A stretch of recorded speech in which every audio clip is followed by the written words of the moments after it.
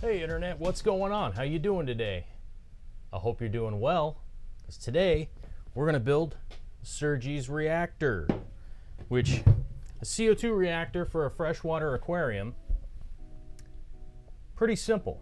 We're actually just going to build it from one of these housings that you can actually order. Just order this off Amazon. I'll post all the Amazon links down below for the parts to make this if you're interested in making it yourself.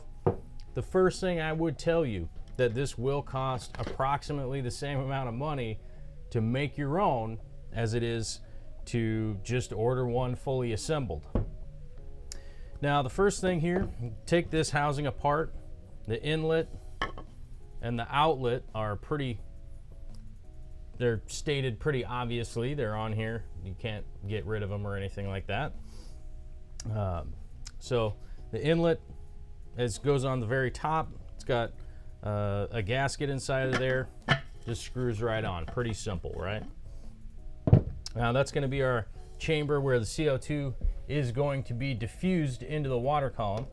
Now this piece right here, this actually used to be a deionizing media like little housing that goes inside. It's just one of the inserts that goes inside. You can do this with just a little piece of pipe, but I'm super fancy and going to use that. This one's just empty. I took all the sponges out of it and stuff. It's just going to go right inside. We've got two 3/4 inch threaded adapters with slip on the other side, so you are going to have to be gluing. Make sure you have your correct glue that you need. We need 2 of those. We also need a ball valve. These are going to be 3/4 inch. We have 2 of those. We have a 1 inch to 3/4. So my pumps that come out of the aquarium are run on a 1 inch tube, 1 inch pipe. So I need the 1 inch that goes through, and this actually will just put some flow out this way to one of the ball valves, right? So we need 1 of those, not 2 of those. We need a 3/4 inch to half inch threaded here, slip on either end. You could either do it that way, or you could do it this way with the 1/2 inch threaded at the top and make a 90-degree turn. I have an extra one of those for whatever reason. Now the only tools you're really going to need are your hands and some snips so that you can cut things. This is the little slip piece that's going to be going into here, which is actually going to be how we put our CO2 line into the reactor. Now, then the other thing, the last and final piece we're going to need is some thread tape. The first thing that I start out with is to do my thread tape. First and foremost, get this threaded. Oh no!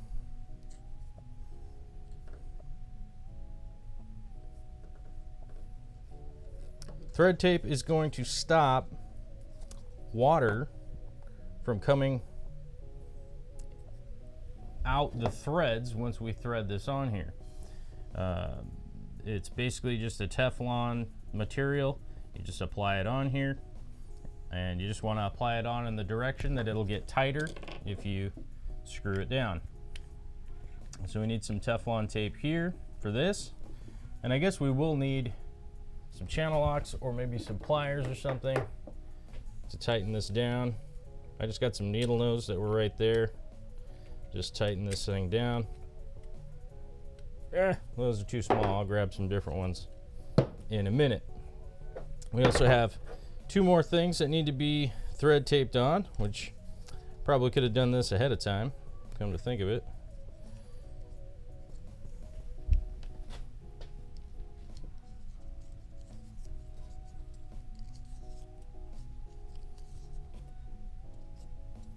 Can you guys hear the chicken in the background going crazy?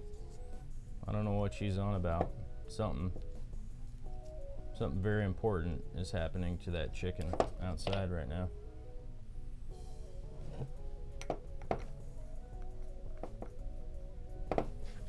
These I don't need any kind of tool to tighten these on because they have 2 little ridges on the side. and I'll do the other one here in just a second.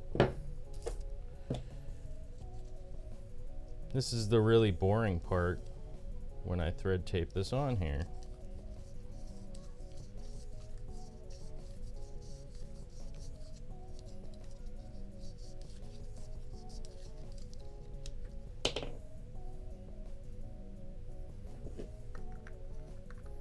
All right, so we do want to pay attention to which side is the in and which side is the out. This side, they get the same one on either end, but we want to make sure that where we're going out, that we have enough clearance so that this will fit. The one that I'm building right here is going to go in a sump, so that's why I'm building it this way. This will be considered inline. If you do have like a canister filter and that's what you're going to utilize, I would be cognizant of that you're going to need a couple of different adapters in order to do it. This is going to be hard plumbed in, so I'm going to be gluing everything in. We're back. There's one thing that I forgot. This is Spaflex pipe. I forgot. This is the pipe I'm going to be utilizing. A lot of people out there will be using regular PVC, which is fine. I prefer the Spaflex because it does just that. It flexes around and it's really durable. So that's one of the reasons that I like it a lot. Now, we want to always set stuff out in place so that you can think about where it's going to be in conjunction in the tank, so that it'll make this really easy for you to set up. And once it's all glued together, you don't end up with any kind of problems. So we're just going to get that lined out real quick, then the down right here, and I need one more piece. Fantastic. I forgot one of the pieces. All right, the one piece I forgot I wanted was a 3/4 inch elbow. Not a big deal, just went over and got it out of one of the bins over there. Everything here that you see, other than the Spaflex, can be picked up at your local hardware store. You don't need to go anywhere special for it. You can find all this stuff just at Home Depot, Lowe's, or McClendon's, or whatever hardware store you like. You'll be able to find all of this stuff there. Now, some of you will notice that I'm using a strange PVC cement. This is the bright green. This is for the application of the Spaflex to go to a standard PVC pipe. It's a little bit of a specialty item, but you can also pick that up at just your regular old hardware store. Why did I need that 90-degree elbow? This is gonna come out of the out and go downward, because I want to keep this nice and tight next to the canister itself, so that I don't have to go super far to adjust the flow. That's why the ball valves are in here. They're going to be only in place just to adjust the flow and make sure things are being, well, you know, things are going at the proper speed. We don't need a ton of water because this is going to feed back into the pump that uptakes up into the tank, back up into the display where we want the CO2 to be. So let's so the purple that I'm using here is just a primer. Nothing real fancy about it. As people have noted in previous videos, they can't believe that I use purple primer because it's so messy, but I find that purple primer is messy if you're a messy person. If you're just careful and pay attention to what you're doing, you won't make a big mess, and no one, you know, none of your spouses will get mad at you or anything like that. You'll end up just fine. So let's put this. Let's hold this in place by screwing it in a little bit. Oh, and now I've spilt some glue.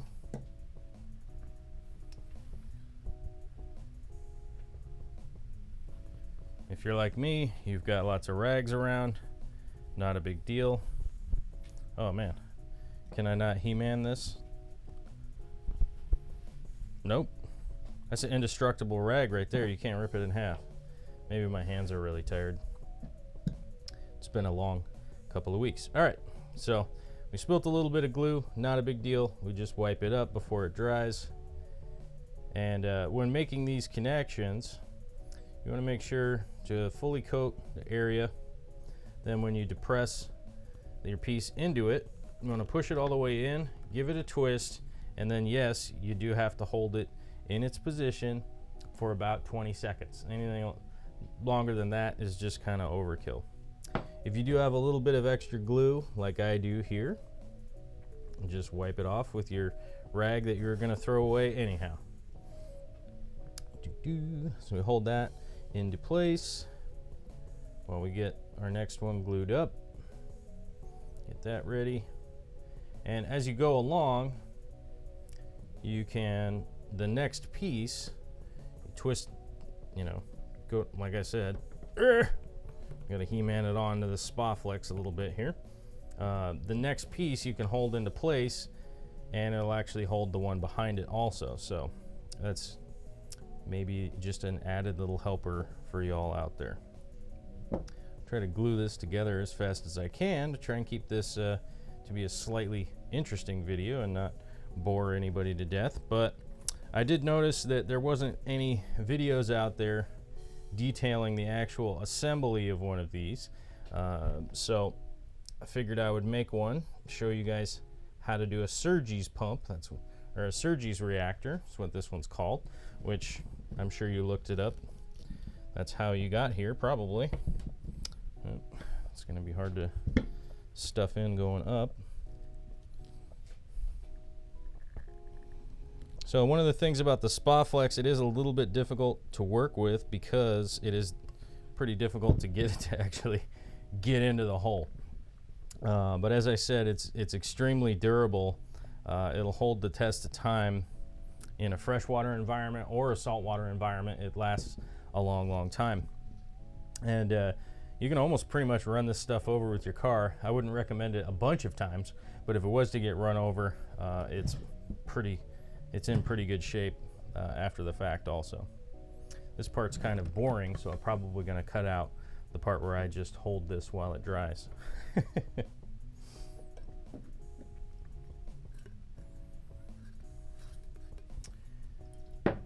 If you're like me and you get impatient with holding stuff, you could always clamp it in place.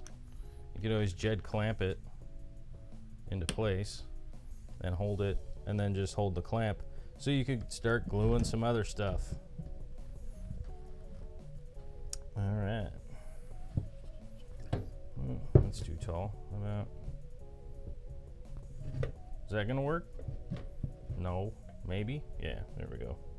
All right, so we can set that up, and we can just get back to work on what I would consider to be the more important part. The outlet's pretty simple. The inlet, as you can see here, is a little push to fit fitting. Okay. The reason that I'm using this is it's much easier to deal with a polycarbonate line like this. This one happens to be blue, but it comes in opaque clear.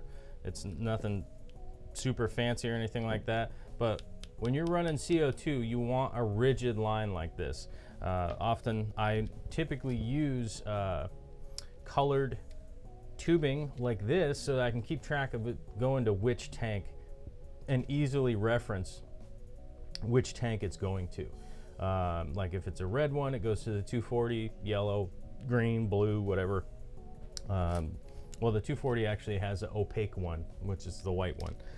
But I try to keep them color coordinated so it's easier to use and keep track of what I'm up to, what's going on, and you know, which tank is getting which CO2. I can fine adjust them and all that, right? That's all helpful. All right, so let's not forget to primer our little pieces here.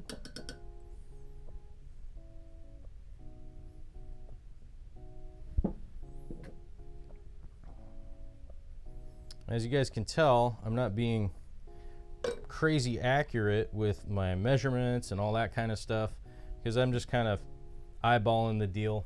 I'll make adjustments if I have to later on, but I just wanted to show you guys how to make this and put it all together.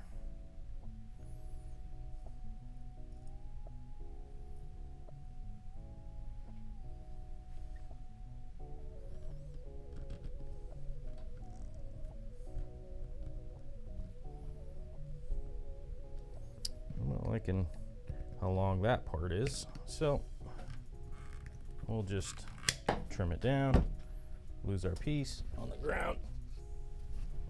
That's okay. If something falls on the ground, you just pick it up. It's pretty simple. Do you know that part where you pick it up? Yeah. All right. You don't need that clamp anymore, but now you're starting to see what's happening here. Our inflow comes here. CO2 gets injected right into this point right there.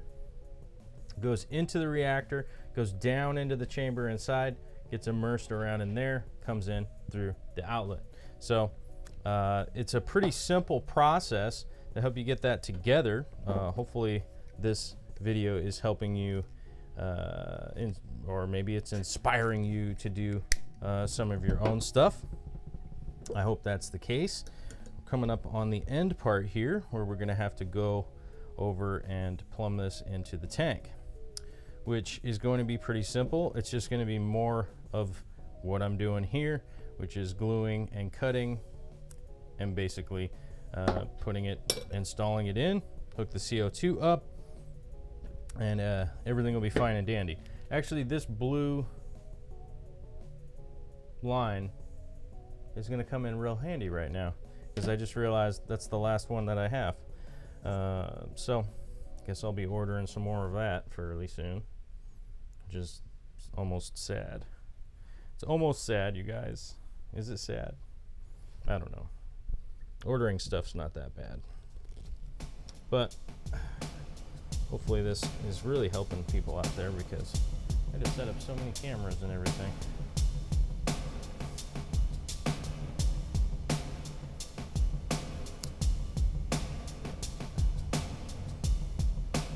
That action.